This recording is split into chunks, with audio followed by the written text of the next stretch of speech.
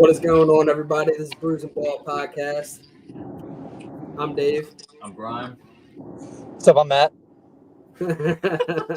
Yeah, sorry guys, you got to deal with this for probably a couple minutes. My mom was at my house. No, you're good. You're good. All right, so we got Super Bowl weekend coming up next week, and a couple of days ago we went over with Timmy about the AFC and NFC Championship preview or review. And Matt, we want to know your thoughts on it. Let's start with the AFC. Yeah. Let's go Bills and Chiefs. I'm gonna be completely honest. The game was already decided before the game was even played.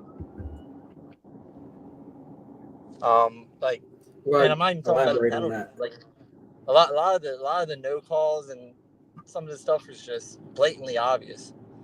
But on a series recap, I mean, that was the first game the Chiefs actually put up over 30 this year, which is impressive for them because they're doing it at the right time. I just felt the Chiefs made a play on their final drive and Buffalo didn't. Do you think so I'm gonna go through play by play real quick. We had that catch by Xavier Worthy in the double coverage. Yeah. Is that a catch? No, it was not a catch. You know, yeah, I was about to say, you know what I'm talking about, where the ball hit the ground. They said it was now if it was I thought when Dez Bryant was playing, it was Cowboys Packers. I think it was the divisional round or championship game in the playoffs. I thought they ruled that as a no catch because it bounced off, it touched the ground. Yeah, and it's also in between two players' hands as well too. So no one really had a dominant. Yeah, nobody had possession. Like I wouldn't say Xavier Worthy had true possession of that. But the argument's been all week from all the Chiefs fans, like, well, it doesn't matter because there was a holding on the play anyway, so you would have got the first down anyway. You know what I'm saying? But that definitely was not a catch. No, yeah, there's a big difference between getting a first down, wherever they would have been off of the flag, compared to being where they 15 or whatever. Yeah. Yeah, so we got that play, and then we got another play, a blown first down call, where Josh Allen was clearly over the line, and they call it, what was it, a turnover on downs? Yeah. Yeah. Yeah, I mean, how do you feel about that? You're talking about the first and inch, the fourth and inch. Yeah, it was fourth and inches. Josh Allen clearly got the first down, but the refs want to call it and say it was a turnover on downs. Well, my problem is, again, go back to that play, right? You remember the first ref actually deemed it a first down. Yeah, there was a ref that said it was a first down. And there was a second ref who was facing away who overruled it. Like, if you go back and rewatch it, the ref that overruled it was not even looking at where the ball was actually at. Yeah. So, again, another controversial call/no call for the game.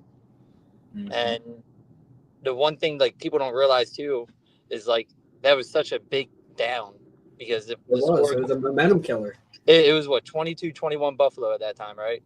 I believe so. With, 6 minutes and some change left. But the problem is now you're on Kansas City's 40, right? And the reason why it's a problem for Kansas City is all they're going to do is run the ball. They're going to run in short pass, and either eat up the clock, take it down to a 2-minute warning or less. And worst case scenario for Kansas City is if Buffalo scores a touchdown, now they're up by 8. Yeah. Obviously, Kansas City did get a 2-point conversion that game. But when it's less than 2 minutes left, you have to drive, score a touchdown, and a 2-point conversion. Again, we've seen already it's tough to do. It's a lot of pressure. And it's not necessarily pressure on Patty, it's all the guys around him. Is Xavier Worthy going to get a Mark Andrews situation where he drops because the pressure kind of hits a little bit, Yeah. So like I said, that was a killer. So like I said, you're on Kansas City's 40 with 6 minutes and some change left, up by 1. You drive down, you get the touchdown, obviously. You go up by 8, which forces them to go to 2 to even tie it. And that's not even to win it. It's just for them to tie the game. So, all right. So we went over the first down. We went over the quote unquote catch by Xavier Worthy. Let's talk about that last drive. We got Josh Allen. He has over 1:30 left. We've seen him do this before this season, where he drives down the field and makes it a game. Yeah. What I think Joe Brady got out coached a little bit. I think so too. I think it was a little bit more than that though too. I think Josh Allen had some. I think he had the nerves. Yeah. Well, I wouldn't say that because I don't know. Did you see the clip of Cam Newton breaking down the play by any chance? I started watching it yesterday, and it kind of just got away from me. I didn't get to really see it. Yeah, Cam Newton actually broke it down, and he was talking about how, like, with the way the 4 high set they were playing, I think it was, the way that the play was even drawn out, it was the coverage wasn't proper. I mean, the line wasn't proper regardless. Like, that wasn't the formation that you should have ran in that situation. I have to go back and do like real specifics on Cam's. We can actually maybe post it on one of our pages too, so people maybe see Cam's breakdown on it. Yeah. But again, I don't remember exactly how it went, but he really broke it down. It really made a lot of sense when he said it. I would say his nerves, but when you run right into 2 or 3 DBs almost, it feels like right in your face as soon as you spin out. I mean, there's only so much you can do. Everybody was talking about hitting Shakir on the flat on the other side. Yeah, but when you got off the rip, you got 3 people right in your face. You can't. Yeah. All you see is those 3 people. You don't see the wide receivers. You only can look straight ahead. You can't look to your. And that's why try you to look just to the other side of the threw a field. Hail Mary to Dalton Kincaid. Yeah, I mean, If that even was to Dalton, it was probably just to get the ball out. Yeah, which again was a catchable ball too. Like that was another thing too, where it's like it wasn't like the Mark Andrews drop because that was like a gimme kind of. But again, we've always talked about it before. If it hits your hands, you got to get it. Yeah, if it hits your hands, you got to get it. But the fact that Dalton Kincaid was running his route, had to come back, reroute, and dive for the ball. Yeah. No, I'm not. Yeah, like I said, I'm not blaming Dalton. That's what I'm saying. I don't think it was to Dalton Kincaid. You don't think it was to Dalton And Kincaid? if it was an underthrown ball. That was just a prayer. Yeah. I think that was a prayer ball. Yeah. No, I agree. But I'm not saying it was like Dalton Kincaid could have caught that ball. Yes. Yeah. No, you definitely should have caught that ball. I feel like. I mean, you could have. I mean, but again. But why are we running? Like we get the ball, it's first down. We run with not James Cook. Nope. Second down, we run with not James Cook. Third down, we throw a screen. What was it, Amari Cooper? Yeah. He gets 5 yards. And then fourth down, Josh Allen's running for his life because he doesn't see the defense creep in. Yeah. Also, I was confused why Shakir wasn't used a little bit more in that drive, too. I don't know why they went to. Like you said, I think it was the Joe Brady thing. Yeah, I don't know. Also, too, is like I don't know why you draw up a play to go to Amari either. Like I'm going to either Shakir. He went to Amari. Huh? He went to Amari on a screen that probably shouldn't have been thrown. I don't know why you're doing that. I'm saying what I mean is like that's not even like from a depth chart in my mind. Like he's the 3rd or 4th option anyway. You should be either going Shakir. I'm be honest, and very very unpopular opinion. Maybe you should have gone to Mac Hollins almost before Amari. Man, Mac Hollins was great. Hang you on a cross. Mac Hollins did have a big game.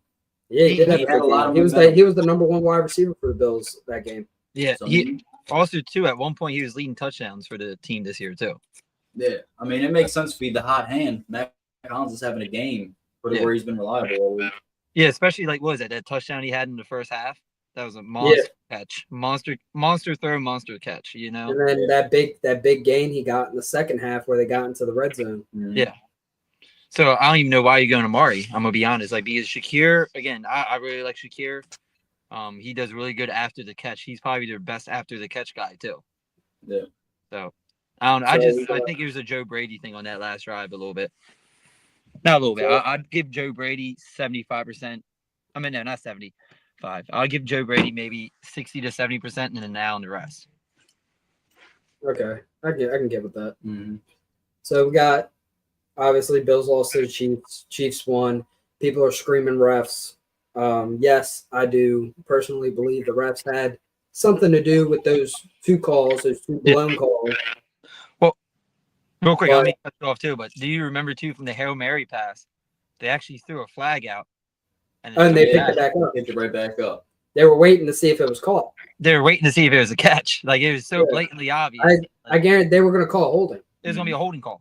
Yeah. It was going to be a holding call. And I've never seen like a flag thrown out when there was an actual holding call. And when the play obviously is no good, that they pull it back. I don't know if that's a fourth down thing or what, you know what I'm saying? But I thought you still had to call out the penalty. You know what I'm saying? Yeah. So what I was saying was with the refs, obviously an entire game doesn't come down to one call or a couple calls, right? No. You got 60 minutes of football. Yeah. This Buffalo Bills is not the Buffalo Bills we've seen in this past season. Mm-mm. This Josh Allen is not the MVP Josh Allen that we thought he was. He didn't play like Superman. No.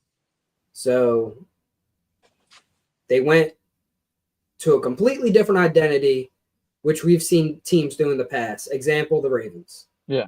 They changed their identity when we think they're going to overcome something and they don't. Yeah. We thought the Bills were going to make their first Super Bowl appearance since their 0-4 streak. Yeah. That didn't happen. Why? Because they changed their identity. Yeah. And So, I also think a mixture too. I also think the Bills' defense was a little bit more overrated than what it was, too. And I think that showed a lot this game as well. Like the defense. I mean, a lot of people said that the defense wasn't great, and we knew the defense wasn't great, but there was also games this season where the defense showed up. Well, it's weird. I don't know if And you they got saw. players back. It's weird too. Like they actually led the league in turnovers too, in creating turnovers. But their defense still was like they stopped the hot Chiefs. They stopped the hot Detroit Lions offense. Like this defense can play, but they chose not to. I wouldn't say stop the Detroit Lions if they put up 40 plus.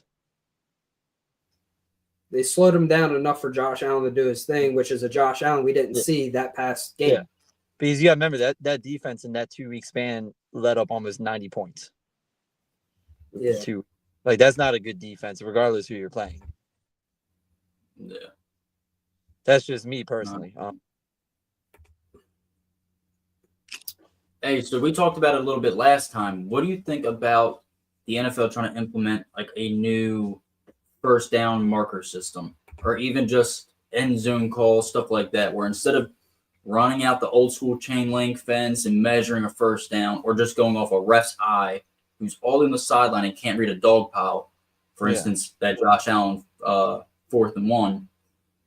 What do you think of them implementing like a system that soccer uses, tennis uses, where the ball is tracked, and that way we don't have to go to one ref who's eyeballing it from across the field? You now have a system that can track, like, you know, from a screen somewhere. They can be like, okay, yeah, the ball has crossed. We got the, you know, the sensor read that it crossed that line. Same thing with the end zone. Well, I'm always for advancing stuff like in sports, so you can actually give credit when credit's due. And what I mean by that, right? So if you actually get past the line, that takes a lot of work. You deserve to be able to say you get past that line. Mm-hmm. But again, you're starting to do too much. You're starting to go too much away from old school football. I feel like I don't know. I'm mixed on it a little bit. I think it's good for the game. Game's changing. Yeah, the game's changing. And I think out of 32 teams, 31 teams worth of fans are going to be happy, and one team's going to bitch and complain and say, well, this is only because the Chiefs won. You know what I'm saying? Like every time something happens, it's always, of course, it's a Chiefs game, and then you have to hear the media, the fans cry. It's like, well, we're just trying to find ways to beat the Chiefs again, you know? Yeah, but we've seen plenty of rule changes come from a Tom Brady, a Patrick Mahomes, other players that have had, like, you know, very important moments happen where, all right, you know what, it's time for a rule change. Yeah, I'm just wondering, though, with NFL being a billion-dollar company, we've seen all these other sports are starting to change technology and advance further. Do we think the NFL should start trying to catch up? And I'm not saying this is like a next season thing. This is probably like a 5 to 10 year plan. Just trying to get it out and see how it works.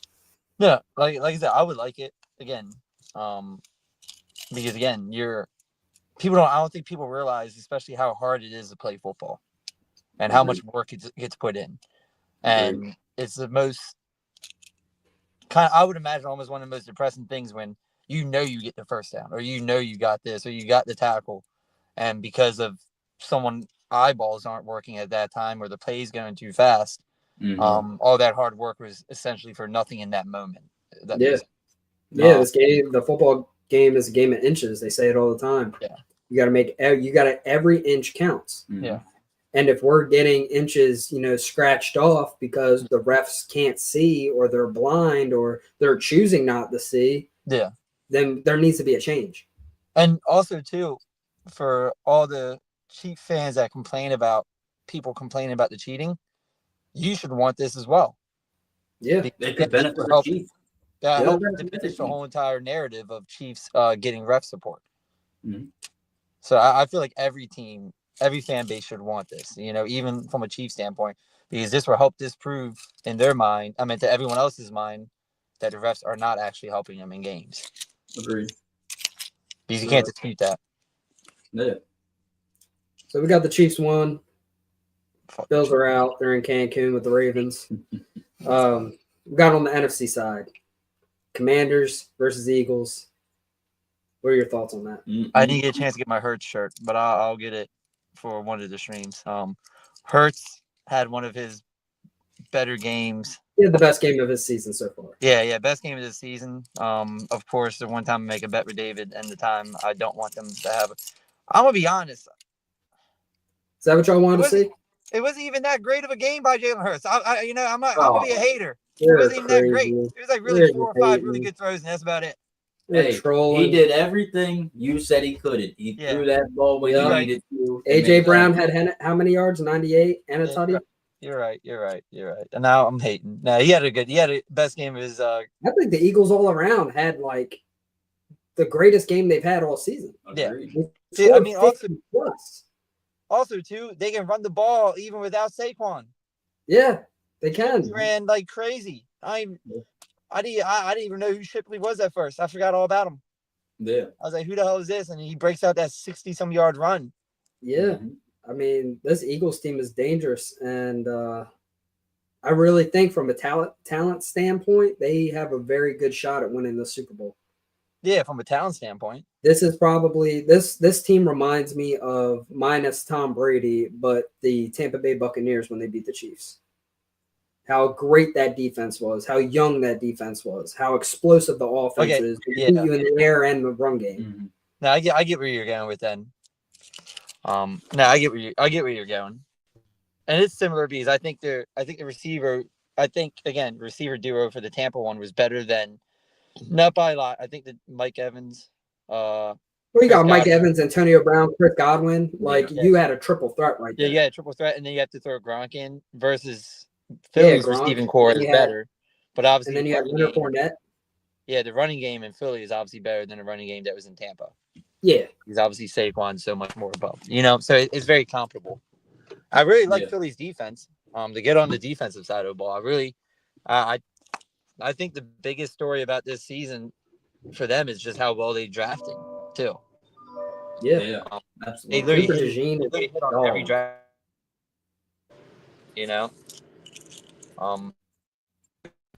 John and all of them are really good. Like I said, this team talent wise should win. It's just they don't have Taylor Swift, so that's gonna hurt them in the Super Bowl. I think it's gonna come down to who's gonna. But they have Kevin Hart. They do have Kevin Hart. They have Kevin Hart. That doesn't matter. That still doesn't matter. They have Cooper. They have Bradley Cooper. Yeah. Well, the Chiefs have Paul Rudd. Yeah. They got Paul Rudd. I think the Chiefs. Oh, the Eagles have Will Smith. That's another one. So hey, is Jada with the Chiefs then? Yeah. Nah, Jada's with the Ravens. Who else? Eagles got Kobe. They're gonna need Kobe next week. They are. Or Super Bowl. Yeah, I just think Super Bowl comes down to it's gonna be coaching, and Chiefs have the better coaching staff. Nick Sirianni's not a good coach. I'm gonna stand on that one. Like I said, Nick Sirianni's in the same everybody, they're all the same. Yeah, Harbaugh, McDermott, they're all the Until same. one of them beat Andy Reid, they're all in that same tier. Yeah. They can't separate themselves for some reason. No. Well, Nick Sirianni just can't. Again, all he does is staffing. In my Yeah. mind. That's Well, really what he he does. brought in an offensive coordinator that's pass happy, and their identity is run first, Yeah. which is like obviously it's a great hire Yeah. from Kellen Moore. Like great hire. Yeah. You were able to take this coach that was in Dallas, tried to mold Dak Prescott into a great passer, which I believe he did, and you bring him into Philly and completely change the game plan to run first, and it works. Yeah. Yeah. Their defense is great. They're definitely balling. It reminds me of the Super Bowl a couple years ago, that defense. But I just feel like this defense is better, and they can execute better plays. Yeah, like I said, the Eagles' defense is phenomenal.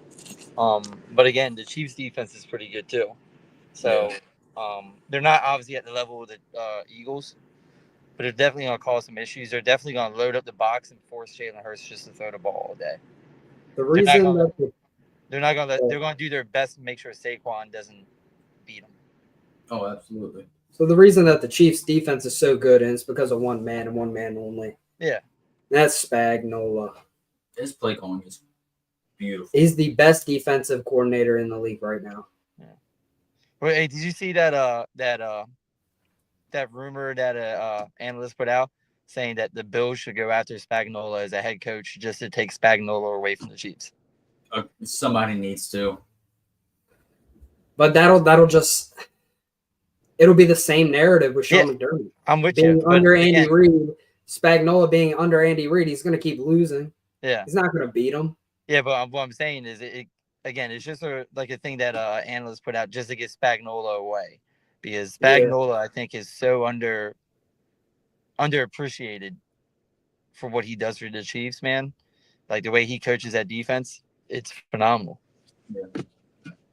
Yeah, no, you're right. Especially with like no-name guys. His blitz packages are insane. Yeah, and no one can understand it for some reason. No one gets it. It feels like everyone falls for the blitz. The only person that got it was Tom Brady, but he said he needed 2 weeks to prepare. Yeah. Well, Tom Brady also came out too. In the Super Bowl. Yeah, Tom Brady also came out too. He said the problem with these quarterbacks in the NFL too, he don't think that they can read defenses as well as they did back in the day. It's more predicate on talent over like the fine tuning stuff, Yeah. Which I agree with him. I think I wholeheartedly agree. You watch a lot of these quarterbacks, they can't read. Most of them can't read defenses. I think that's because of the rule changes over the years. They don't have to prepare to be hit. No. Well, not even that. I think like Brady pushes a lot. A lot of these rookie QBs are getting thrown straight into a team and thrown out there against defenses they've never seen before. Teams, they've never seen talent like that. And they're just thrown to the wolves where, take back a couple years ago and all, you would get drafted. You're going to sit bench for your first season, at least sit a season, maybe two. Yeah. You're going to learn from who's before you. Yeah. And then you go out there with all that knowledge and ball out with your athleticism. Nowadays, it's just like, throw them out. Yeah, you're a great QB in college. Here's the NFL. Welcome to the league. And I also think, too, is like the problem is it's affecting college players' mindset, too. Mm-hmm. And what I mean by that is they see a lot of that where they get thrown out, and you see players like a CJ Stroud have a successful first year, obviously, or like I think Josh Allen play his first year. He wasn't successful, but you saw someone play their first year. Jaden Daniels, how great he played his first year, and they think it's easy. I don't know if you remember this. You remember Anthony Richardson coming out of college saying that he thought the NFL was easier than college. Yeah. Bullshit. But I think it's a mindset. I think it's also a mindset thing for a lot of these younger guys coming in. I think the NL deals, whatever, for college, they have hurt a little bit. Just not hurt. You should get compensated because college football is a massive, massive moneymaker. But again, you're walking in already as a paid guy. And And you the, get and the thing is, drafted. college ball is different. Huh? It's not the same rules. Completely No, it's different. not. Yeah, I agree. And then you Right. come in already paid from college. You're successful in college. You hear on First Take or the facility how this is the most talented prospect talking about yourself. You come in as a top 10 pick and you're like, oh, this is going to be easy. Like, look at Caleb Williams. He texted a punter, you won't Trevor Lawrence. punt a lot. Now, is Caleb Williams going to be a bust? No, probably not. No, But again, it was a level of arrogance that came in. You remember him talking about how like he wanted to own a piece of the organization that he went to. His dad was talking about that. Yeah, I think a lot of these quarterbacks now, especially from again, if you've had success in college, are coming in with a mindset like this is easy, the ones that dedicated more off of talent more than anything. Like Anthony Richardson. Anthony Richardson made his name because of his attributes, his talent, Yeah. And we've seen he has not looked great. No. But again, I know that took us a little bit off, but again, I think that's why a lot of quarterbacks can't read defenses as much because again, you're successful in college where you're being told a lot of stuff versus you having to make some of the decisions your own and predicated off of just natural athleticism, Yeah. And think that's going to translate once you go to the league. Yeah, I hear you. So let's cut the college talk. Yeah. We got Super Bowl coming up. Who you got? I got the Chiefs, sadly. I'm gonna be honest, I want us to find a way for both teams just to fucking lose because I hate both fan bases at this point now. See, I hate Philly's fan base. Like they're all like not all of them. Obviously, not all of them. The next few that are good fans, but the people that are running amok in Philadelphia going nuts. Yeah. No. Now, like I know good Philly fans. I shouldn't say that, but like you see the videos, man, of like the spitting in the face and the dude was calling the girl that was cheering for her team like the C word and shit, ugly C and stuff. Yeah. I'm like, some of the again, I'm all for bashing the other team to an extent while you're at a game because that's what you're supposed to do. Yeah. But they definitely take it to another level. Yeah, they take it to a level to where it's like there's no need for physical harm. Yeah. Yeah, there's no need for physical harm, but they take it to that level for physical harm. Yeah. Like they're not going to stop until like one of the Eagles fans ends up in like the emergency room or something. Yeah. And it's not all of them, but the fan base is growingly becoming more toxic to me. So that's why I would love for a way for both teams just to fucking lose. But sadly, it's going to be the Chiefs. What's your score prediction? I think it's going to be a high scoring game, honestly. I think you're going to have to outscore Philly. Mm-hmm. So I think it's going to be like I'd say almost 35-28. Whoo! See, David had the argument that he does not believe the Chiefs go over 30. Me and Timmy both thought they have a back-to-back 30-point game. Yep. I don't think it happens. It's going to help with the whole best team of all time narrative and everything. What's better way than having your high-scoring game of your season in the Super Bowl? Yeah. On your three. I hear you. I just don't believe it. And I agree with you. They're going to have to outscore Philly. They're going to have to Yeah. So I got Philly. Obviously, 27-24. It's going to be by a field goal. I think it's going to Philly's going to have to rely on their defense, but I have Saquon Barkley getting another hat trick. I can see that. I don't know if he gets another hat trick. Spagnuolo's defense. He's going to get in the end zone. I just don't know 3 times. I don't think Spags is going to stop Saquon. That's why he's good to get quarterback pressure. But I don't think he's going to stop Saquon. I mean, you can run through that defense. We've seen it. We saw James Cook do it, but they stopped running with James Cook. Yeah. I really could see them let Saquon do what he wants and just make Jalen Hurts have to make the throws. And the thing is, with that Philly offense, Jalen Hurts doesn't have to throw. Yeah. So really, Saquon, they're going to have to stop Saquon. Yeah. To win. Yeah. Like I said, I had score prediction Chiefs 28-21. I think it's going to be by a touchdown late in the game. Similar Bills, style play where Eagles need to drive the field and just don't get it done late in the game. But I do agree At my first choice, though, I wanted to say the score was going to be like 31-24, but I dropped it down to 28 because I feel like 28's more manageable. Yeah, I just narrative and everything, and the way that offense is starting to click now. Yeah. Hey, I mean, they put up 30 points when it mattered last week. It did. I think they're going to do it again. Worst part about last week too, and I'm going backwards, man. 2 of the top 3 receivers for the fucking Chiefs were Juju Smith and Hollywood Brown. Who would have thought? Hollywood. Smith, David, the guy Can you we, hate. can we believe Hollywood's going to a Super Bowl? Think about it. Juju's gonna have 2 Super Bowl rings. No. Doesn't make sense, man. Disgusting. Yeah.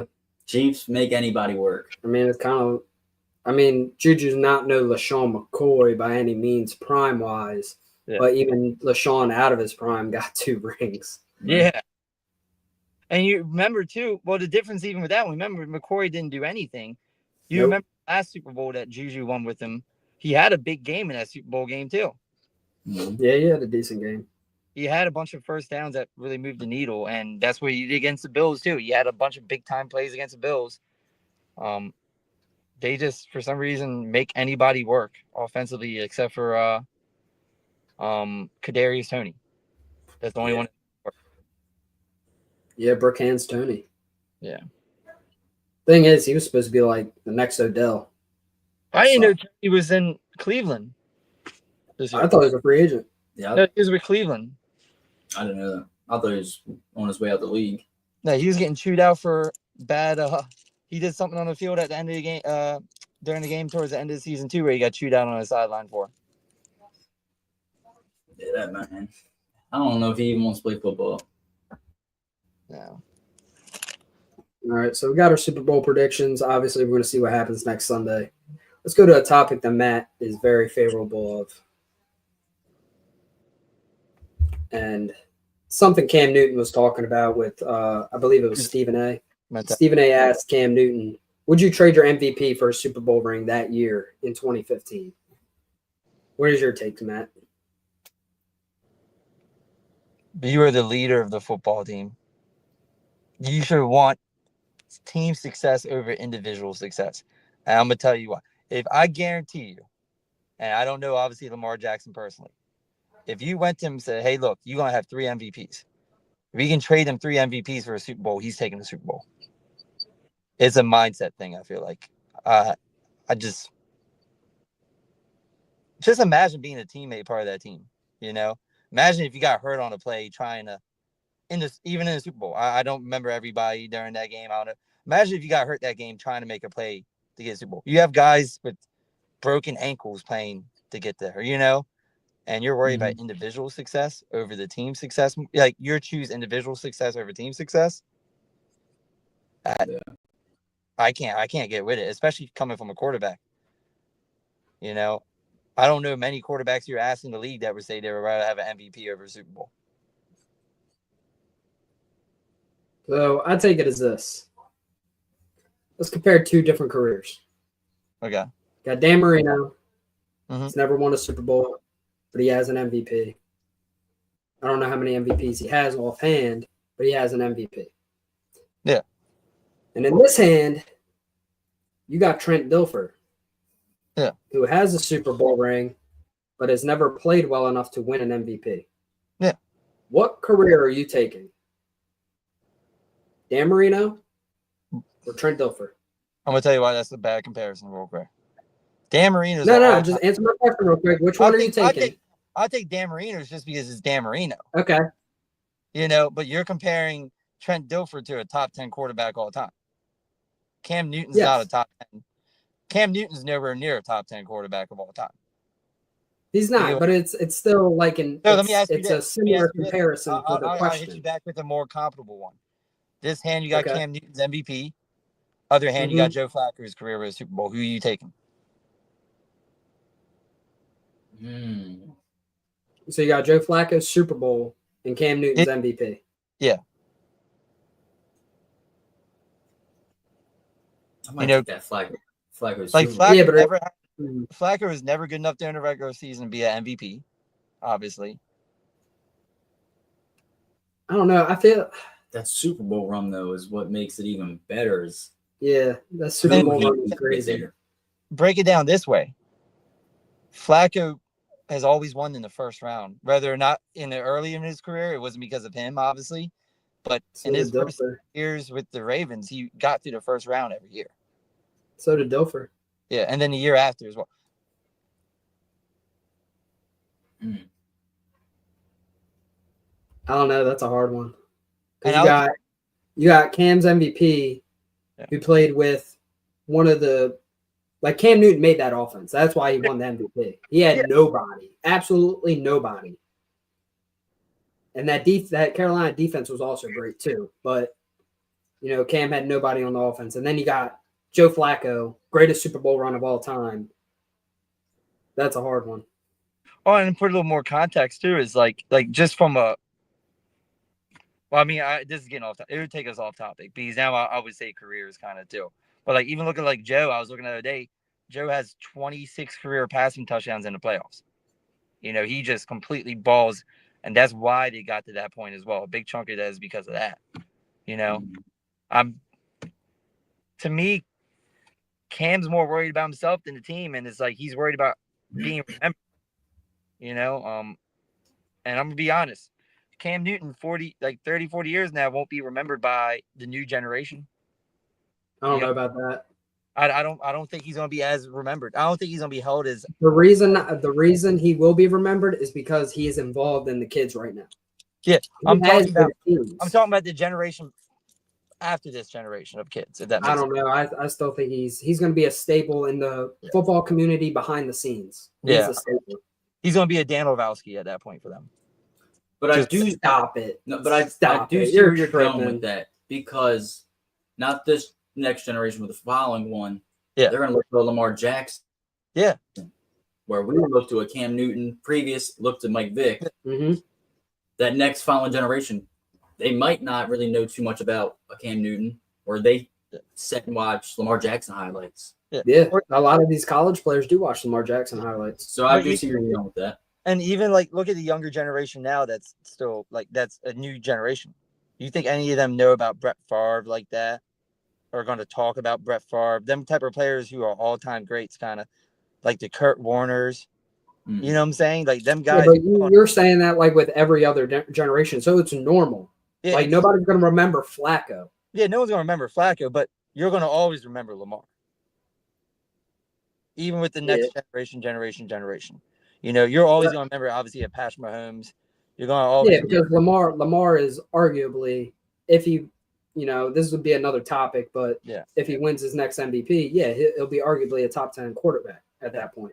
It's again, you're not going to, and I get it, that, again, you're not going to remember Joe Flacco, obviously, too, right? But, even with Joe Flacco, right? We're going to talk to our kids probably about Joe Flacco one day. About that. We're Ravens fans. It's going to always get passed down. You know what I'm saying? And then Steelers fans are going to talk about it. Because, again, it's a rivalry. You know what I'm saying? Travis Hunter is a Ravens fan. Yeah. He remembers Flacco. He said that was the best Super Bowl he's ever seen. Yeah. So, again, he will be remembered more, I feel like, from the newer. I don't think he'll be remembered more than Cam. No way. Yeah, I don't want to say more. I got too far off on it, but again, it drives. Oh, I'm sorry. It drives me crazy that he would choose his MVP over a Super Bowl. Personally, I'm with him on that. I would choose the MVP over the Super Bowl. See, and again, that shows he's going to be remembered for MVP. He's going to be remembered for that being the best player on turf that year, the best player on the field. Right? Yeah. Every field he stepped on, he was the best player. No. That year? Yes, that year. Yeah, I mean, if you won the MVP, okay. So this MVP is going to be more of a reason he gets a gold jacket compared to, which is what he's worried about. Yeah, and that's why. And that's why his case makes sense, is because he wants the gold jacket. And then he says Eli Manning should not get a gold jacket before him because Cam at one point was the best quarterback in the league. Which I- Eli Manning was never, ever considered a top 5 quarterback. He was never like that. He was just on teams that won Super Bowls. I don't disagree with you for the Cam versus Eli. Eli Manning. I'm just saying that's Cam's case. Yeah, that's that's Cam. why he wants the MVP more than a Super Bowl ring. That's why he never won shit. Let's keep it real though. It is what it is. And Yeah. let's be honest too. And I broke it down the other day too. He only had 3 winning seasons in Carolina. Let's not act like he had like a MVP year he had 1 year where he was dominant MVP. Yeah. If I'd so much rather go to the Super Bowl, dude. It's like, especially like I'd understand if you had a Dan Marino career where you were a top quarterback every year. He was not a top quarterback every year. Yeah. He was a top quarterback maybe 2 years of his career, like a top 5, which is obviously his MVP year. And benefit of doubt, I'd say out of them 3 winning seasons, I'd probably say he's probably at least top 5 in one of them. I'd have to go back and look. I mean, he even had a losing season his rookie year, but he was still rookie of the year. Yeah, I mean, Joe Flacco was rookie of the year too when he was in. No, he wasn't. Yeah, he was. Not AP. No, he wasn't. He was Pepsi rookie of the He was year. That don't Pepsi. count. It That shit counts. don't count. No, It it counts. doesn't. Same. No, it doesn't. But Matt Ryan won rookie of the year that year. yeah. And look at Matt Ryan. I'd rather almost yeah. He'll have a gold jacket. Huh? He has the yards. He has the MVP. Yeah. He'll have a gold jacket. And he shouldn't get a gold jacket. But He shouldn't.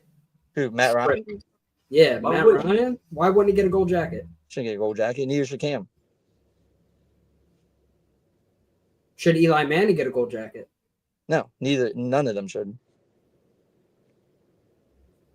So What? for you, what accolade do they need to reach to get a Well, gold jacket? I mean, I'd argue maybe Matt again. This is what I'm saying with Cam. The problem I have with Cam, he didn't do it consistently enough. Does Matt Stafford get a gold jacket? That's a tough one. Like I would have to really. I know that got posed the other day, posed as a question. That's a tough one. No, He's stumped. Ooh. No. I think he's right there. Whereas like he's like, let's do like a reference like going to the club. You know what I'm saying?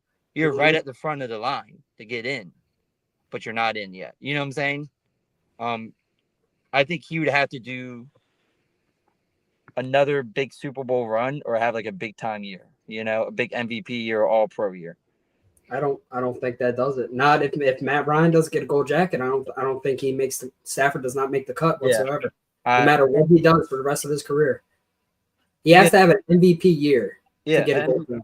Yeah, he has to have an MVP year. Like because let's be, It won't happen. Mm-mm. and let's keep this. Yeah, like I said, I don't think Matt Stafford's going to get it then.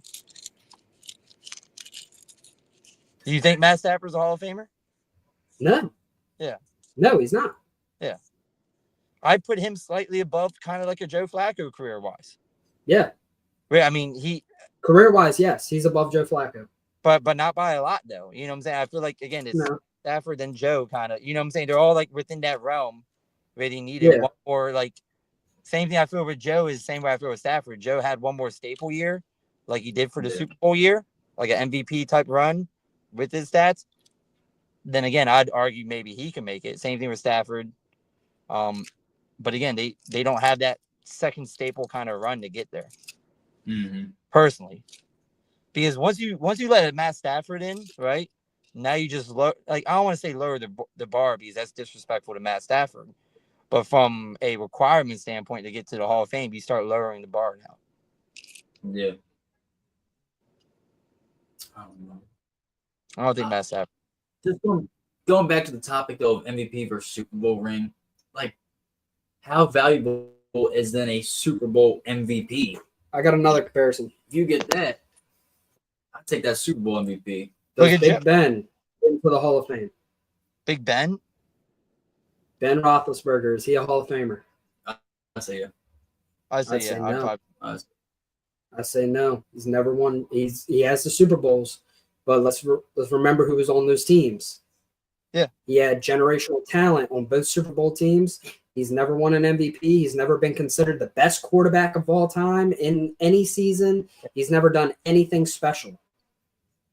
Was he at least top 5?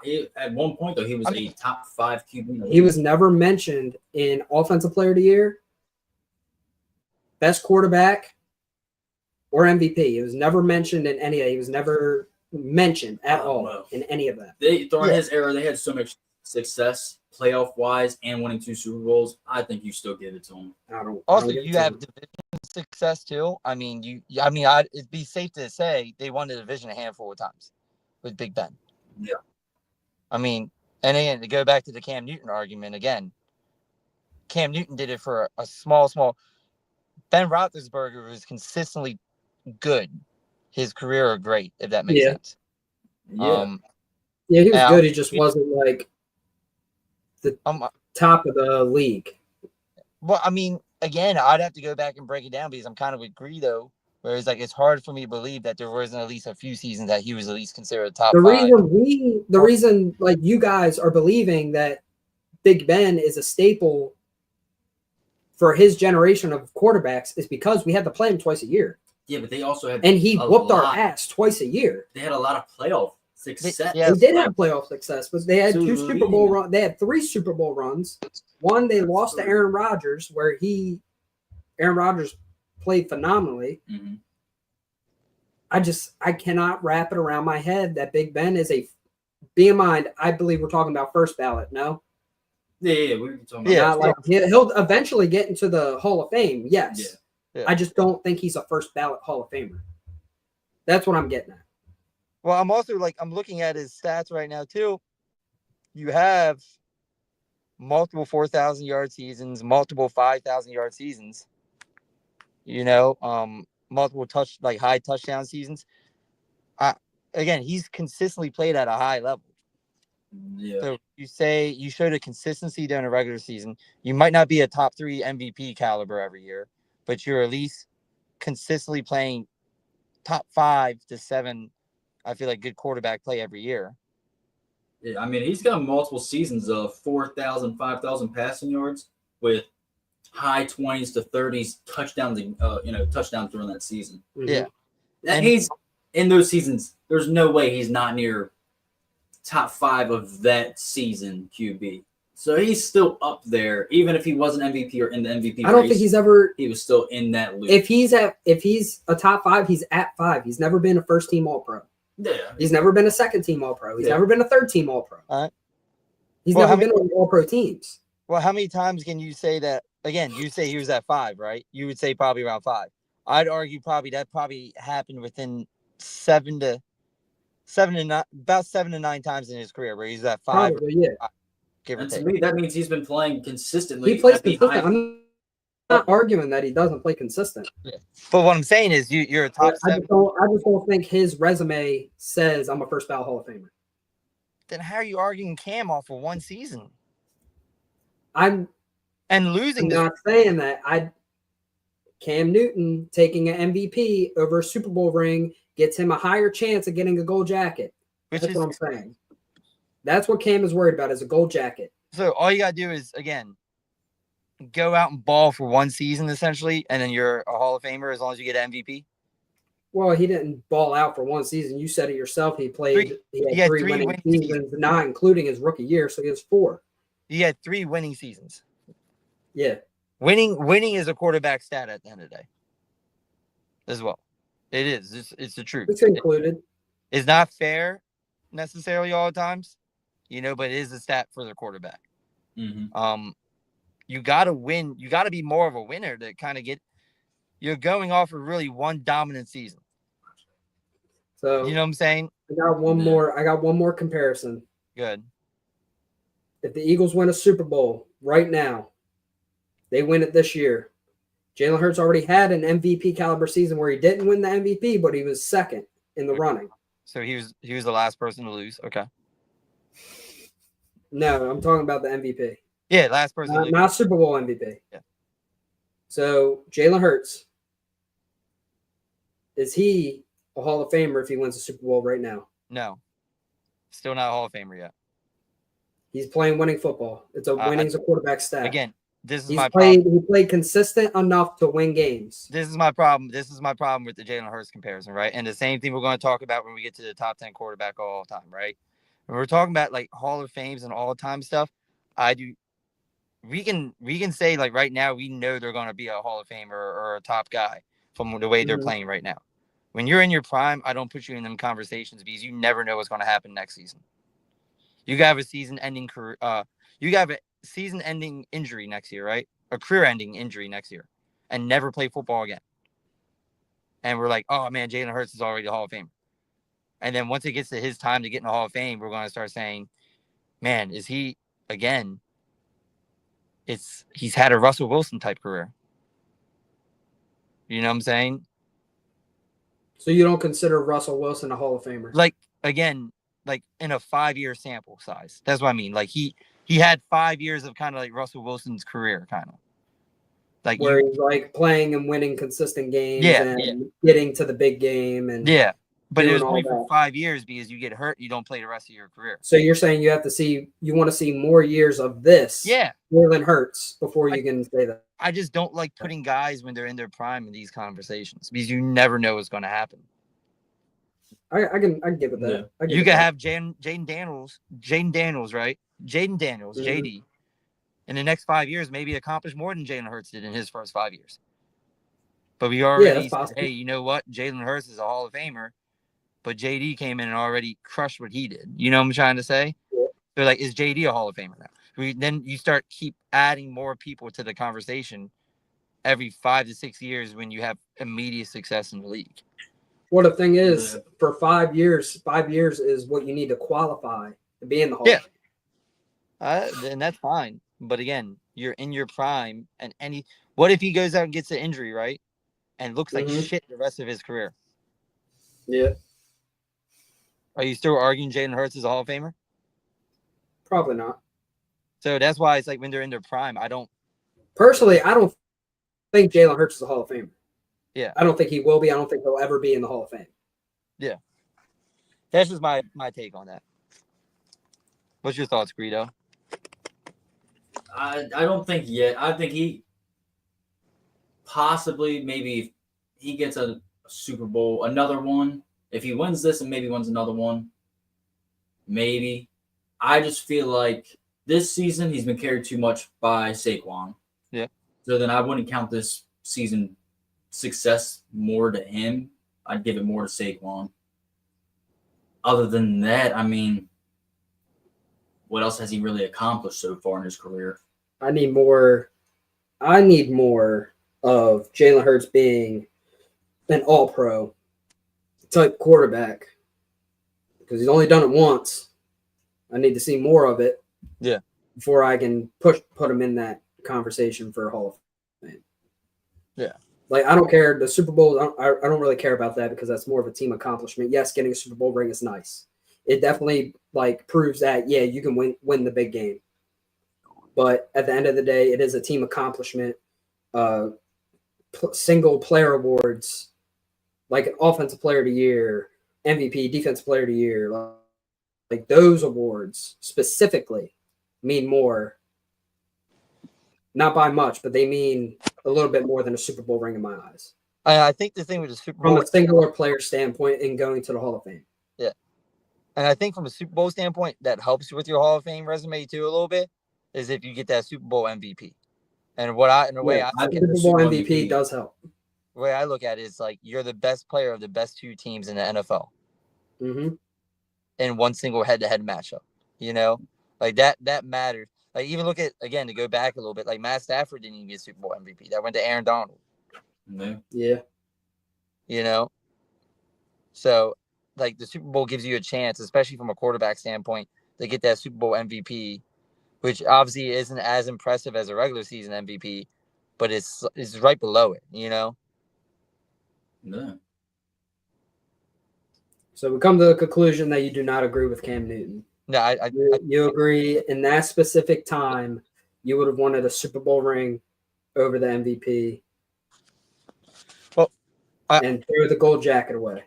I think, and again, I think that's just from me playing sports in general. I've always been like, I want to see my team succeed. more than Yeah. myself. Like, I want to ball regardless. You know what I'm saying? I want to be out there and balling, right? Yeah. But again, if there's games where it's like I have to choose from me balling or us winning, I'm gonna choose the winning aspect. Because again, that's what the goal of the game is. And to me, that's leadership. I don't think it's good leadership qualities from Cam. Yeah. Just personally. Because again, I said this once, I'm gonna say it again. You go to Lamar Jackson, I guarantee you he would probably prefer a Super Bowl over his 3 MVPs. Just because that's his mentality. That's what he wants. Because Yeah. you bring home the Super Bowl. It's not just for your team, it's also for your fans. It's for your Yeah. franchise. You know what I'm saying? You know? That's just my personal. I hated the take. All right, I thought it was, so we're talking about Lamar Jackson. You brought his name up, so we're going to move Mhm. on to the MV3. Is Lamar Jackson, if awarded the MVP this year, a top 10 quarterback all time? not yet. Yes. I already told you my why. I already told you my reason why, but You said no? yeah, not yet. Again, when me and David had our breakdown last year, you remember I didn't even have Patrick Mahomes in my top 10. Even though I know Patrick Mahomes will finish as a top 10. Oh, yeah, And I'm very confident that Lamar will too. But again, I don't like when you're in your prime of your career to put him in. Like I put Aaron Rodgers in it last year only because going into this season, I was like, Aaron Rodgers is at the end of his career. So it's safe No, to kind of I put agree him with in that. the conversation. I just feel like his weight. I don't like doing that because now you're almost getting in a hypothetical. All right, so let's go through the top 5 real quick. We got Tom Brady, Mm-hmm. Pat Mahomes, No. Joe Montana, Yep. Peyton Manning, Yep. and Aaron Rodgers. Yep. Okay. Now, these next 5 can be interchangeable, but they're still top 10 in most people's minds and majority of NFL fans' minds. You got Drew Brees, Mm-hmm. Johnny Unitas, Steve Young, Dan Marino, and a lot of people will argue either Troy Aikman or John Elway. Okay. Yeah. I got Lamar Jackson, right? If he wins his 3rd MVP, he's broken so many records this year. He's the only quarterback to have 4,000 yards passing and 900 yards rushing in a combined in a season. Yeah. I think he has a better resume than Dan Marino right now. From start to this point, I think he's in year 7 or 8. Year 8, yeah. I get your point of what you're saying. Again, it's hard for me to put someone in that conversation already when you're still in your prime because you never know what's going to happen. Same thing I said about Jalen Hurts. God forbid Lamar gets injured next year and he never looks the same. And then say, for example, we got so many great quarterbacks in the league right now. What if Joe Burrow finally starts getting over that hump some in Cincinnati? And as that time period that Lamar is hurt, Joe Burrow goes to 2 Super Bowls, win 1 and an MVP. You know, you start. That's why it's like this conversation's so tough to have. I think if he finishes with the trajectory he's going, he's obviously going to be a top 10. But you have to keep building off. I don't think the 3 MVPs is going to be enough at the end of his career. All right. Hypothetical. Next year, we all know the Ravens are going all in. Yeah. They're hiring coaches we've seen before that have been helpful to the Ravens organization. I'm sure we're going to see players coming in that are familiar faces too. If he wins a Super Bowl next year and collects another MVP, will next year be the time you throw him into that top 10 of all time? Like I feel like I'm gonna have to. It's just it goes against the kind of what I just my thought process. I hate the conversation when you're in your prime, but it would be hard not to put him in if he has 4 MVPs in a Super Bowl, because essentially he's had the same career almost as Aaron Rodgers. Essentially, he's 1 MVP away. On paper, right? He's had the same career as Aaron Rodgers. On paper wise, he's had the same career in less time. But we've never seen the Rodgers 4 MVPs or 5. I can't remember. 4. He has 4. Peyton Manning's the only one with 5 MVPs. Yeah. So again, on paper, you've had the same career as Rodgers. So it'd be, again, there's no way you won't make the top 10. Again, it's just right now with the 3 MVPs and how you're still in your prime, it would be really hard for me just personally to put them in there. I don't like putting players in their prime in the top conversation. So Because you never. I was thinking of Johnny Unitas. Mm-hmm. At the time of Johnny Unitas' career, when he was in his prime, he was the best quarterback to step on turf. Yeah. He changed the game. He was the best dual threat quarterback. He was like the start. He was just a machine. He was do it all. He has 1 Super Bowl and 3 NFL championships. Yep. He has a MVP or 2 MVPs. He has a couple MVPs, a couple offensive players. Like he was that guy. Yeah. He helped change the trajectory of the league too. Yeah. With Lamar Jackson, he's changed the game. Yeah, no, I agree. This is the start of a new era of dual quarterbacks. We saw Lamar Jackson come in. Like we over the years we've been thinking, okay, Michael Vick's in. He's going to change the way the game is. Like these running quarterbacks are coming in. Yeah. Running quarterbacks come in. They shit the bed. They're not good. Mm-hmm. We're like, okay, it's just pocket passing league. Cam Newton comes in. Oh, he's a big man. He can run. He runs through these players like it's nothing. He can pass the ball too, blah, blah, blah. He's going to change the game. Yeah. Didn't happen. RG3. RG3 blew his knee out. Didn't happen. Yeah. You got Lamar Jackson.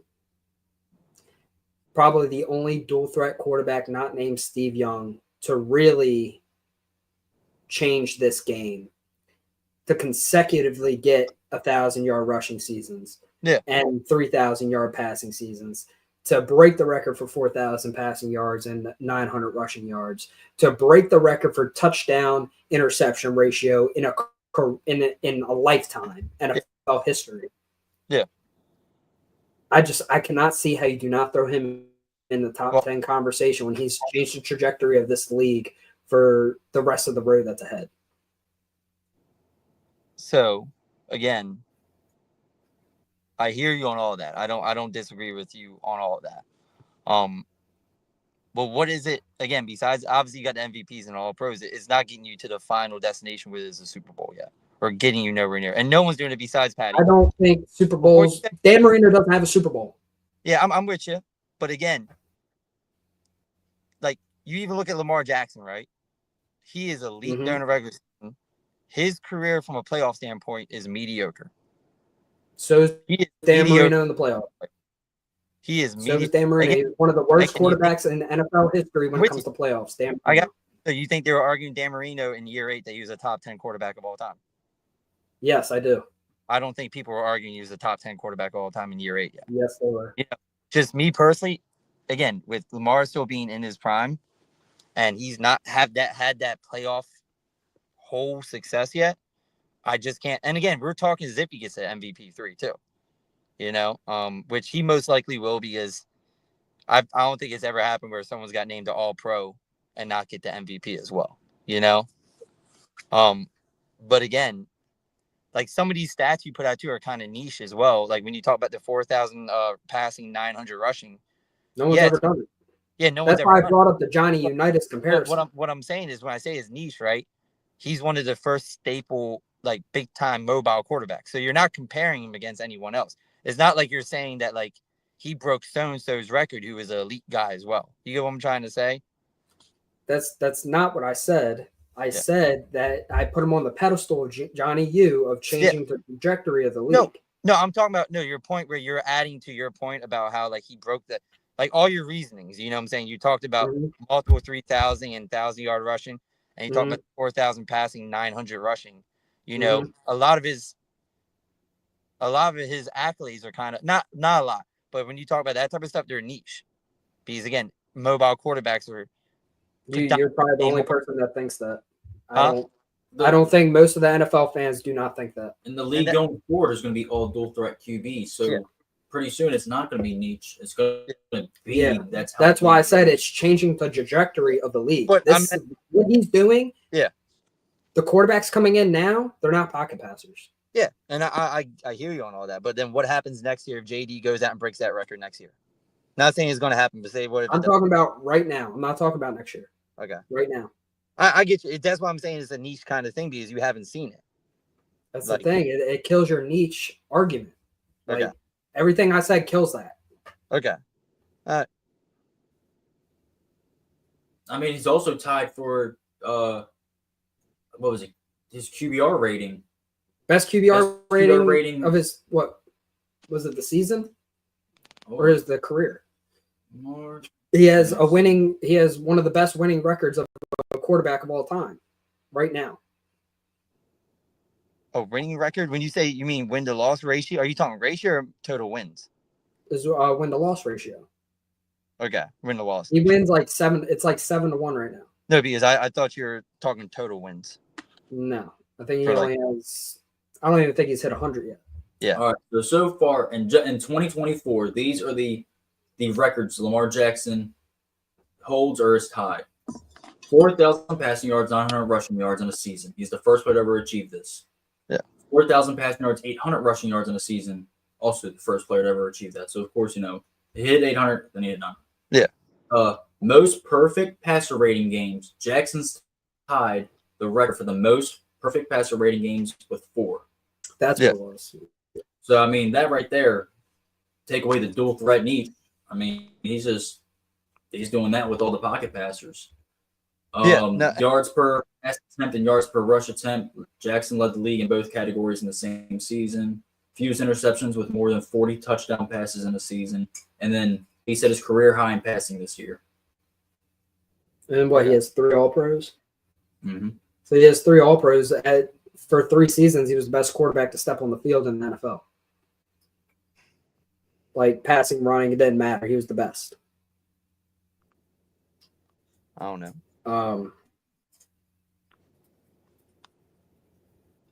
I see why you say no. No, I can It's definitely. just, I can- it's also I can also It's bring up the comparison of Peyton Manning. yeah. Peyton Manning Well, first 8 years, Lamar Jackson first 8 years. They have the same playoff record. Blah blah blah. Okay, whatever. I'm pretty sure they have the same amount of MVPs. Yeah. Or Lamar might, if he gets this one, he'll have one more. Like right now, trajectory wise, year by year, he's having a better career than Peyton Manning started off with. I don't fully disagree with you at all with that. I don't know. MVPs, Peyton's got He's 5. 5. I think like the By first year 8, let's see. How many MVPs? 5 here. But yeah, so you say no. Just again, If he wins the MVP right now, he's top 10. I'd probably take out either John Elway or honestly Dan Marino. Because Dan Marino is like, I would put Lamar at 9. I'd have him above Dan Marino. I'd take out John Elway. Yeah.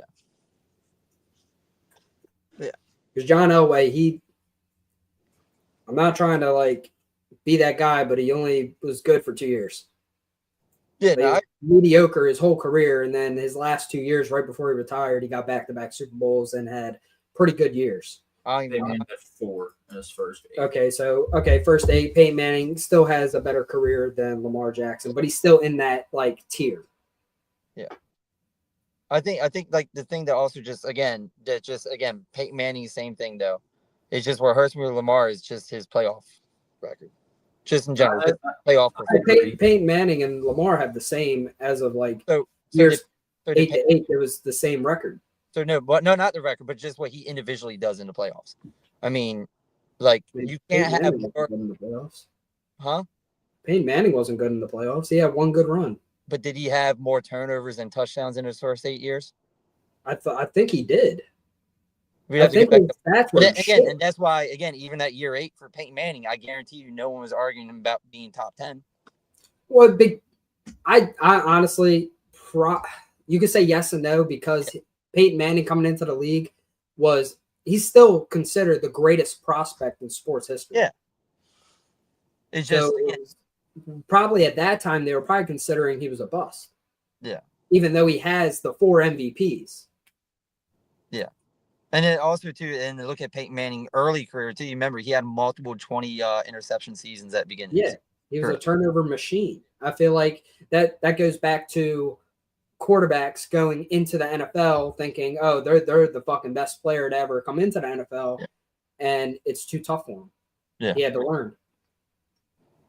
It's just personally is too soon for me with Lamar, especially with the third MVP, for a handful of reasons. Again, in your prime, I'm very strongly about not putting you in that conversation until you're closer towards the end of your career. That's the reason why I didn't have Patty in it last year when we talked about it. And again, it's like the playoff individual performance is a hit for me as well. Right now, like I said, I just don't think you have enough to put you in there. What's your thoughts, Greedo? Is he a top 10 if he wins a third MVP? Number 3, MV3. I want to say yes, but now looking back at it, I mean, it's hard to say because I feel like in these next couple of years he will do a lot more. Yeah, I believe I believe by the end of his career, yes, he'll hit it. Yeah. Right now, I don't know. 3 MVPs is very impressive, but the playoff success does hurt a lot now looking back at it. Yeah. Yeah, but like we've mentioned playoff success with Peyton Manning. We've mentioned playoff success with Dan Marino. But we're talking about Peyton Manning we got being playoff up there now at the end of his career after he done got 2 Super Bowls. Yeah. So that's a different story. Peyton Manning at year 8, maybe not. He's not making that list. But then he finished his career and he's got 2 Super Bowls, another MVP to that.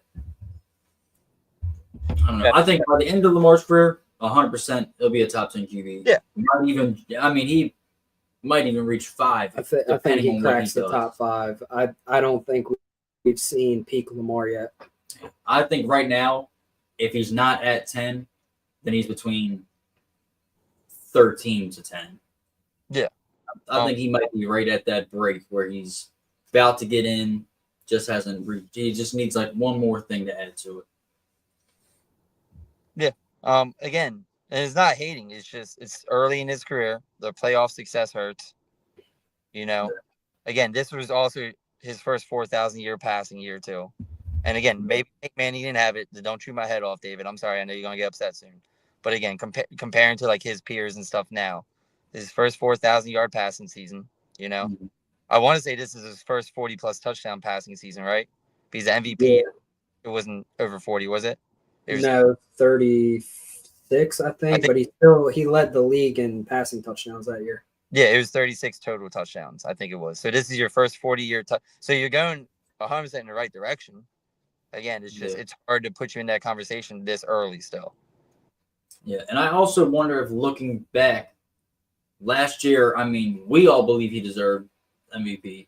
But a lot of people say he didn't deserve that last MVP. Should have won. There's going to be a lot of controversy. So it's like, how are other people going to look at it? Like, it'll be controversy. Oh, well, he doesn't deserve. He didn't deserve that second or the third one. Both could have went to him or Josh Allen. But the fact that he still won. It's in Lamar Jackson's name. Yeah, it doesn't matter who it could have gone to. He has it. Yeah. It doesn't matter. There's also going to be controversy around that second one, I feel like. But again, it does not matter because you got it. At that point, it does. It has, even if there's controversy or not around it, Mm-hmm. You can break down saying this, and this, but it won't change the fact that he has the MVP. I agree. Yeah. But it will have. I agree with that completely. Yeah. All right, since we're talking about MVPs and greats and all that, top 10 quarterbacks, let's bring up Pat Mahomes real quick. Mm-hmm. With everyone chasing Mahomes in the AFC to get a Super Bowl, who's the first quarterback to leave their team? Josh Allen, Lamar Jackson, Justin Herbert, or Joe Burrow? Joe Burrow, maybe. I think Joe Burrow. If they play games with Chase by any chance, especially too. Yeah. I don't think you're set up to win there at all. You don't have a good head coach. I don't like Zach Taylor. Mm-hmm. Your defense is bad. You're going to lose Higgins on the offseason, most likely. Your run game, like we all were happy with the way Chase looked this year. Was it Chase? Yeah, but it was late But- in the year. Huh? It was late in the year when he really started taking Yeah. off. Like it's Chase Brown, right? It was Chase Yeah, Brown. Yeah. Chase Brown. Yeah, on the back end of the year, everybody was like happy with what they were seeing, but again, it doesn't really move the needle. I don't even remember is it Gesicki there for the tight end? Yeah. Yeah. It's like that's another guy. Like it's nice, but it's not like there's no real needle movers there. Yeah. Joe Burrow kind of leave. Burrow over Herbert. I think Lamar and Allen are locks to stay with their team. I don't see Lamar agree. leaving because of what happened at the NFL draft the year he was drafted. And also the whole contract situation where teams could have came to him and Yeah. every team still was like, nah, we're going to pass. Yeah. I think that also put a bad taste in Lamar's mouth. Where now he's like, all right, after I prove deal, I definitely ain't going to come to y'all now. Yeah, no, I think you're right. Them two players are locked. Lamar. And I think, Josh Allen is golden in Buffalo. Yeah, he's not. top 3 quarterback. You don't get rid of a top 3 quarterback. Yeah. And you saw the Chargers do it and what happened. Yeah. And you don't want to leave as a quarterback when you're in the position to compete every year at least. Whether or not obviously you're not winning it because no one's winning it besides Patty in the AFC. Yeah. You could go to another team and it'd take 3-4 years to even get back to that point.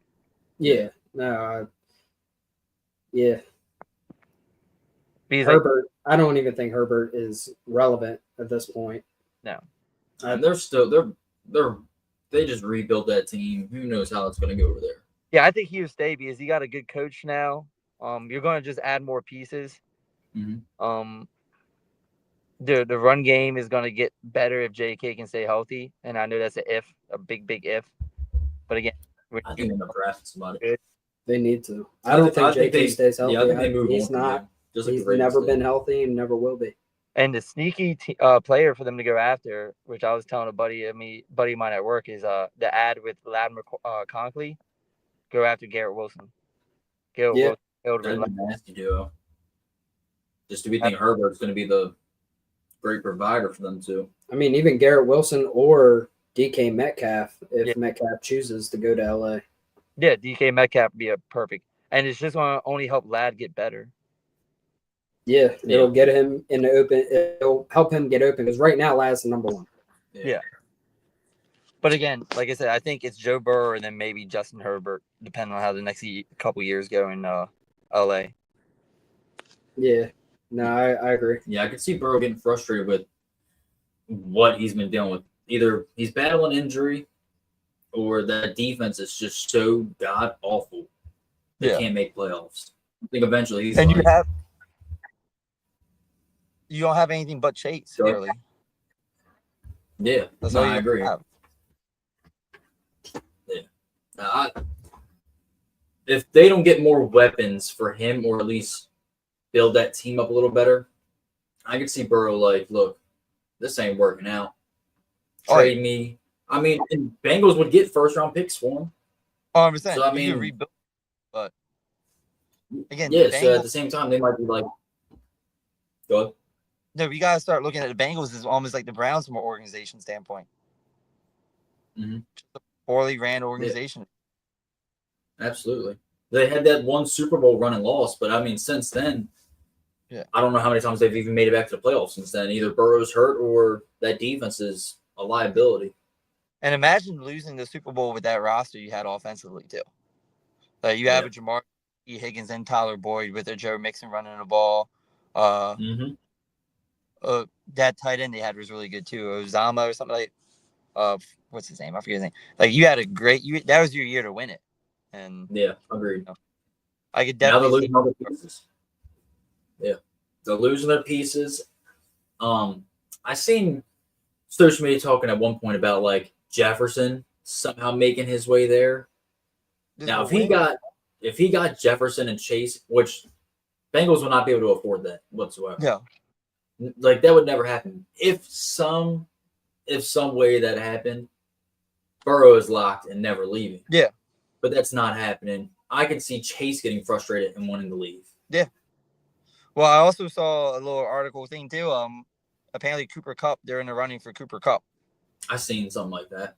So that might be good for them. That might help keep him for a couple years at least, because even though Kupp's towards that like back end of his prime, I guess you would say, Yeah. He's similar, if not slightly, maybe an upgrade to Higgins, just because everything else he does besides catch the ball. He's a big too, and he's a threat. Yeah. I can maybe see that keeping him there for another couple years. No, I agree. Absolutely. Talking about keeping Higgins in Cincy? No. Because there's a rumor about them going after Cooper Kupp. The Cincy's going after Cooper Kupp. Yeah. That is a downgrade. I mean, he's still good, dude. as a number 2, he'd be As a number two, he'd still be a Yeah, if he plays a full reliable. season. Huh? If he plays a full season, When's maybe. the last time Higgins played a full season? Higgins is more of a difference maker than Cooper Kupp is. When's the last time he played a full season? He's a bigger difference maker than Cooper Kupp is. Cooper Kupp does the blocking, everything too. Like I said, I'm not saying he's going to be an upgrade, like an upgrade from Higgins, but I feel like if you lose Higgins and bring in Cooper Kupp at a cheaper rate, that will be enough to tie Burrow over for another year or two, a couple of years. If you keep Jamar Chase and Cooper Kupp, his route running is insane, and you still got to respect him as a corner. You know, Absolutely. As a corner. I mean, anyone covering him. Yeah. I mean, a corner. You know what I'm saying? You still got No, I respect. hear you. Like it's going to take alleviation off of Chase to an extent. Yeah. I hear you. It could work out. I think it's unlikely. Yeah. Because what was it, 3 years ago that he won the Triple Crown? He won the Triple Crown, yeah. But that was the only year he emerged as a great starter, and that's the last year he emerged as a great starter.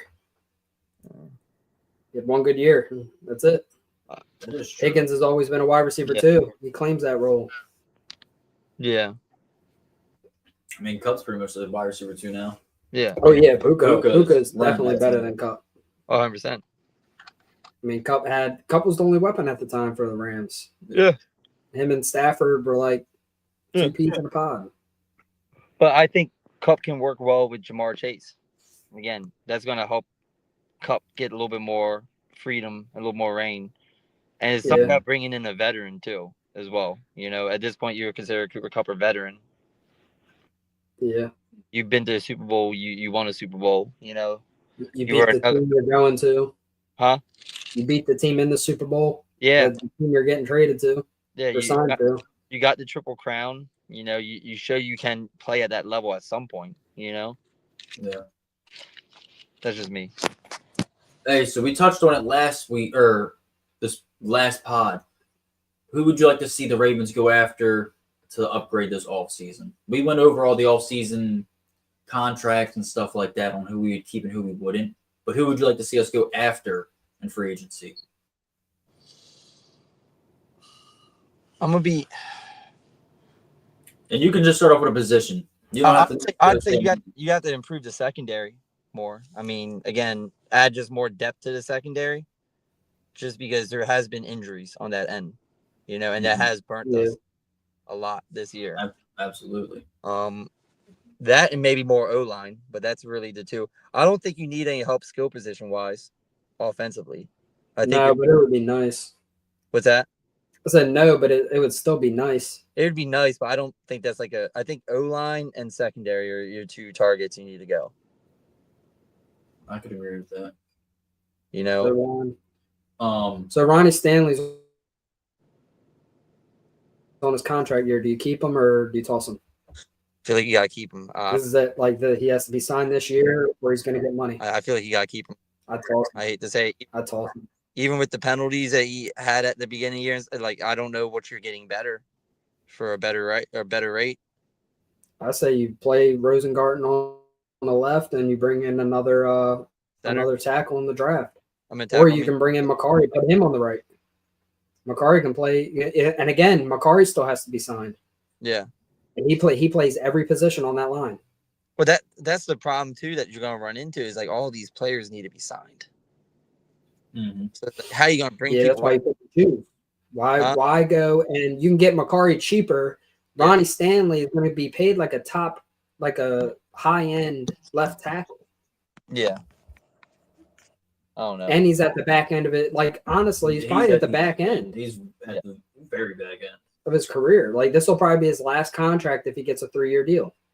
It would depend on what the contract would look like. It I depends on. think it's gonna be too much. He's gonna want bread. Yeah, you got a rookie Rosengarten who has played both sides in college.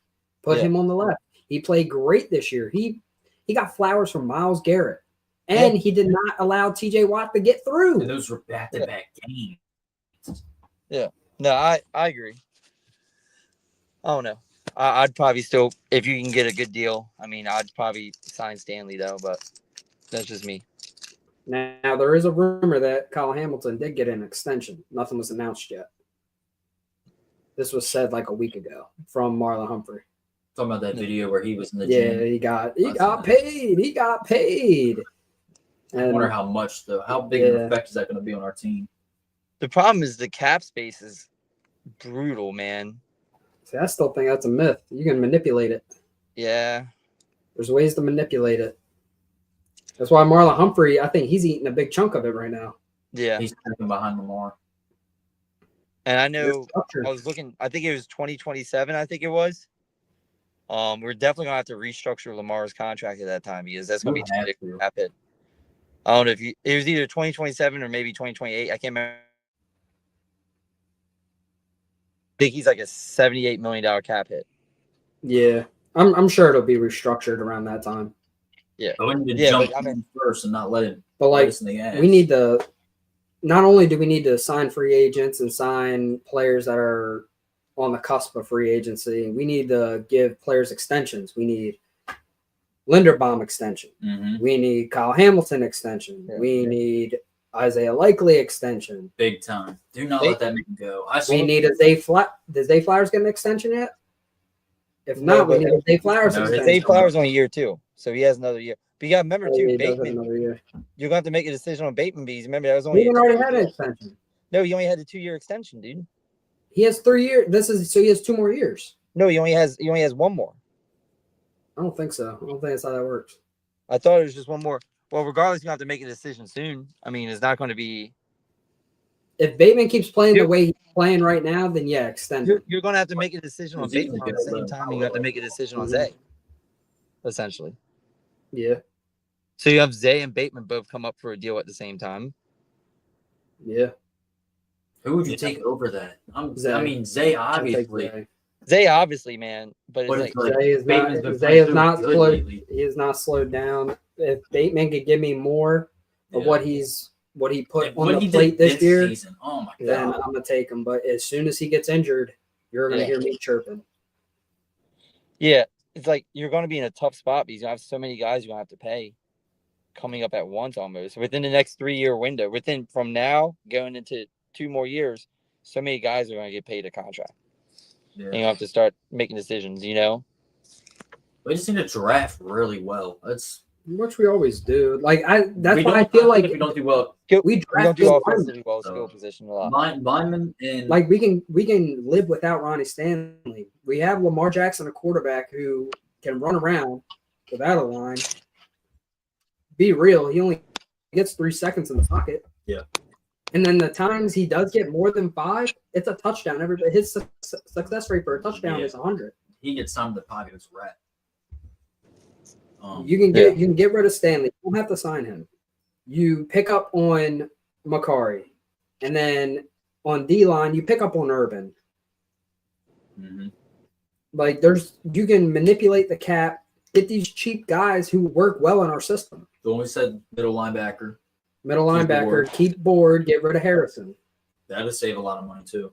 I think Harrison gets more than Board. I think Harrison will probably go to, say, the Jets or a lower end team that will pay him a good chunk of change. And I think that's what he's looking for. Yeah. He had an outstanding season this year. Yeah. But I hear a lot of Ravens Twitter or X talking, we need a pass rusher. We need a pass pro. No, we do not. We lead the league in sacks. And twice in a row. And Matt Ike didn't even have that crazy year this year. It was Van Noy making all the Van Noy. Owe had double digits. So that's why I wanted to ask you. Are you concerned about Matt Ike not having a great year? I'm fine with that. He still played. He just didn't. He got the quarterback pressures. Well, he just didn't get the sacks. He just came off that great year. He had all the attention, which freed up for Michael Pierce to come in. Yep. Van Noy to come in, Owe to come in. So I mean, he played his role. He did what he needed to do. Yeah. Mhm. And And he while still we're got on the back there and made action. while we're on the topic of defense there too, what's your guys' thoughts on Roquan? Are you still digging do you mean? Roquan, or are you Yeah. guys still digging Roquan? Yeah, he's 1A or 1B linebacker in the league. Oh yeah, He had most tackles? I think He was up there for most tackles this season. He's up there for defensive player of the year right now. Yeah. Only thing I would say is I love Roquan, keep him, whatever. Our other middle linebacker that we pick up, we need a pass style. I think No you linebacker. got to work on Trenton Simpson. Yeah. You got to Because work on. He's so fast. our middle linebackers are great against the run. Our defensive pass is coordinators love to throw linebackers on wide receivers. They don't cover wide receivers. Not everybody's Ray Lewis, dude. No, I get that, but at the same time, yeah, we got Roquan going up against a slot receiver, and it's like, Yeah. But what I'm saying is like not everybody's Ray. You know what I'm saying? Yeah, Like- but I'm just saying to find somebody, let Roquan be that run defense, and let that other linebacker drop back. Like and get cover. like a CJ Mosley, like that style. Yeah. A guy who can cover. Mhm. Roquan does everything right. He's the heart and the mic of the defense. He's the brain of the defense. It's just he needs the help. Yeah. No, I agree. And then we talked about both Brandon Stevens, Tre'Davious White on the chopping block. What would you do with them? Are you cutting both, keeping one over the other? I am cutting both most likely. I don't know. I think I keep White, especially if you can get him on the cheap deal. If you can get him on cheap. Brandon Stevens, I don't Like care. even 1 year, like a Let him 1 year go. cheap deal. Yeah, keep White. Brandon Stevens, you're gone. But like you brought up TJ Eric Tampa. DeCosta already said he's going. But like you said last time, bring up when you brought up TJ Tampa, it's like Yeah, start building him back in. Get him going. get TJ Tampa going. Because what was he injured last season? He was injured. Yeah. Yeah. I think Arthur Millette is on the chopping block too, but Yeah. he's decent. He's a good depth guy. Mhm. Like if you could bring him in and he's not hurt, yeah. He had flashes where he Bring him played. Yeah. Decent. Marcus Williams, what do you think? Gone. I like Marcus Williams. Get him out of here. Darius Washington came in and He's so outperformed ass. him immediately. Marcus Williams ain't bad. Or there, you're tripping. Marcus Balls. Williams isn't bad. Well- Marcus Williams is one of the worst safeties in the NFL right now. The Marcus only thing he might have had, Geno Stone's better. Darius Washington's better. Yeah, Washington's better. I like Washington more. You weren't saying that earlier in the year when I was preaching Washington. Yeah, I wasn't at all. I didn't like Washington beginning of the year, but I like him better now. He balled. when he got that starting role, he balled. Yep, he fits the system very well, and I think I think him if and he Kyle does another Hamilton, good year, he gets the they're the one too. them two had that good connection together, and they can play well. the same similar style. Yep. They just Yeah. want to hit somebody. hmm Yeah. They ain't And going for our the Darius, the only difference is our Darius can catch. Yeah. Yo, Kyle Hamilton needs to get some more picks. Turn into an Ed Reed. I think we're going into the right next year. I think we're stepping a foot into the right way. hmm Getting some new coaches back, bringing up old coaches who have great veteran Yep. experience to help some of the new guys like Orr. Like I said last episode, I really think this is Harbaugh's last ride. Next year's his contract year. Yeah. This is his last ride. And his post about it kind of made it seem like he doesn't even know what's going to happen. Because he was kind of like, look, I I'm think grateful for everything. Yeah. I'm happy with the way my career went. He's like, if I stay, I love it.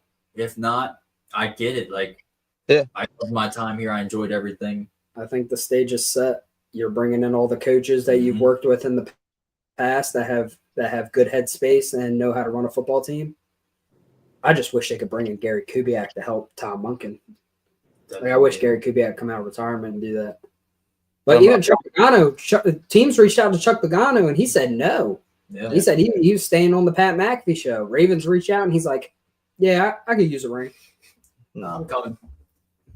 And this isn't saying Harbaugh is like gone. I think he just moves up into Yeah, the he organization. goes into the Bruce Arians role. Mhm. I've been saying that for like 2 years now, I think. is that he needs to move in that Bruce Arians role. I'm gonna be honest. He should this year. Yeah. Not even another year. Not even give another. I don't care at this point. And I get the whole concept of you bring someone new in, you're obviously not going to have the year you want to have. Again, you have the same thing with Tomlin, where it's like you're just. I'm frustrated with people being not us, but like the media talking about, man, they're such a great team. They're always competitive. Tired of being always competitive. You know what I'm saying? I want to be that team where we go to the next state. Like, this year was a It's waste. frustrating. We've seen it for past 4 or 5 years. It's I get what you're same script. But every at year. the same time, us staying competitive is also better than us being like in a Bengals position. They made the Super Bowl and lost. Yeah. Since then, they've battled nothing but injuries and missing playoffs. So it's Mhm. like, would you rather be competitive and you're in the playoffs, you're just not winning it all, Yeah. and you're at least shooting to get to that Super Bowl, or you're just Yes. you get that one shot, you lose, and that's a wrap. I just don't like the fact that like the team as a whole just does not look that great in the playoffs consistently. You know what I'm trying to say? And the difference with the Bengals one, where it's like you did at least make it to the big game. You did look great. Injuries has been holding you back. When they're healthy. I don't think Zach Taylor's a good head coach, but again, I think also too, you bring in a good coach that can turn into a good. Like, I would have liked to gone after the OC from Detroit. Where did I thought that would have just elevated the offense even more. He went to Chicago. That's right. He did Ben go. Johnson. Just to try something different, man. I know the offense was great last year, but if you can get that Detroit style offense somehow built around a Lamar Jackson, you could be looking at a That 50 would be nasty. touch quarterback. Detroit style offense. Well, what do you describe the Detroit offense as? It's just exciting with like a lot of the different trick plays and all that type of stuff. They move the ball really well passing down the field. Not saying Reed didn't, but I feel like if you add that with the mobility of Lamar and a good Henry still. And I feel like Detroit is still I would consider them more of a run first team still. They are a run Yeah. first. So I think that would also fit well with us, where we're still run first, but their playbook, passing wise, is deep impressive as hell. Yeah. So it's like I can get with that. So again, I just want to see something different. I'm tired. I'm tired of Harbaugh at this point. I'm tired of losing the same. Again, you know where Harbaugh? The one thing that Harbaugh does good, he pulls out the pom poms when it's 4th and 1 and cheers for Lamar as hard as he can. Yeah, that's literally all he does. That's the one thing he does good, is being Lamar Jackson's cheerleader. And it's not like a shot; it's the truth though. That he doesn't run a good. He's not offensively good mind. He's not offensive or defense. I get he's special teams. I hear all that. But again, special teams help win, but you need to have some type of offensive or defensive minded. You know? It's literally just special teams though. Like, what have we really done with special teams since we had a Jacoby? Yeah. Nothing. Yeah, like that's what I'm saying. Like, it's not even a dominant special team. Oh, Colin Ross had that punt or that return, but other than that, that's it. Yeah. That Will Hill return touchdown. Remember that? Yeah. But like, if he's like, he was a special teams coach, why do we got nothing crazy going on the kick returns and stuff or like kickoff? Draw up a little reverse, something like pull out a trick play, something cool. I saw, do like a trick play. Like, again, if you're that confident as a special teams coach, why not do a fake pass? Like, do a pass. Like, instead of a punt. Instead of a punt, you know what I'm saying? Draw up a play. If you're that creative, I saw. Dude, where did I see that the other day?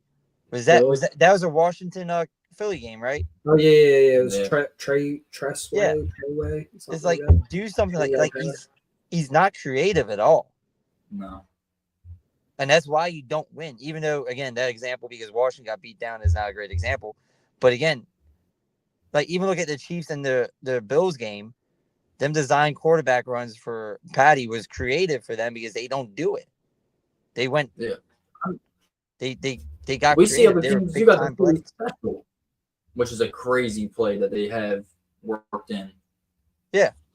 There's other teams that are drawing up great plays, and I mean, we've seen it didn't work out great.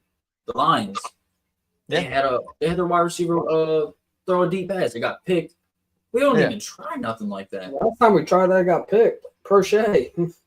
Yeah. But we tried that once and we were like, yeah, we're done. No more trick plays. None of our wide receivers can throw. It's Well, not you got- like you got like, Julian Edelman on the Patriots, who used to be a You quarterback. got Derrick Henry's shown that he can throw some. Again, why not Derrick draw a Henry's play been with playing the red for zone some and just do something Oh, different? yeah. You know? I think Like, our Derrick only Henry trick play up our sleeve is Mark Andrews tush push. And we didn't even make that up. We stole that. But again, no trick play is going to work unless you actually work on it too. I just don't think Harbaugh is creative at this point. I don't think he has no creativity. He is not a great defensive-minded coach. He's been carried by all-time greats on the defense. He's been carried by MVP Lamar during the regular season and Joe Flacco elite during the postseason. You know what I'm saying?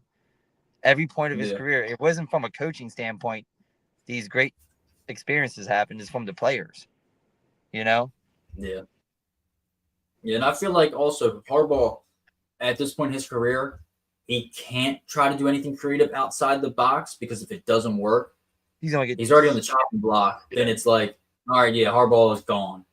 Where maybe earlier in his career, when he was still fresh and things were going great for him, it's like, okay, we could throw in these tricks and here and there. If they work, if they don't work, then it's like, all right, we tried it. Mhm. Where now it's like, get him gone. Get him gone. Yeah. That didn't work. Get him gone.